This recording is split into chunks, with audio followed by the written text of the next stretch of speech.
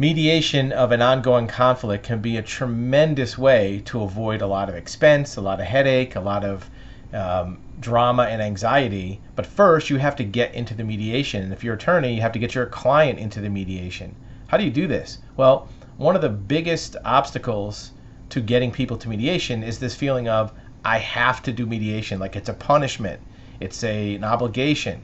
Reframing and looking at mediation as I get to do this versus I have to do this sometimes makes all the difference in the world. If people feel like they're forced into it or it's a requirement, sometimes it's kind of like getting a kid to eat spinach. If you say you have to eat your spinach, they might want to do it, but if you say you get to do it, it makes it sound a little bit better. Mediation is actually a huge benefit to all the parties.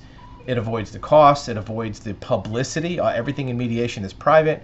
It avoids the drama where you have a lot of conflict, and it's different than settlement negotiations. With settlement negotiations, you have two different people fighting. It's not you and the other party, it's just maybe two attorneys fighting. It doesn't change the fact that you still have combatants, you have disputants. You just have different people doing the fighting, and sometimes they're more powerful people doing the fighting, so it can escalate the fight. Mediation is something completely different.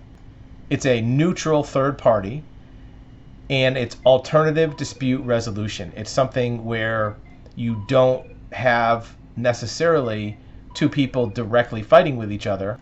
That neutral can help de-escalate and be in between both parties. So look at it as an advantage. I get it.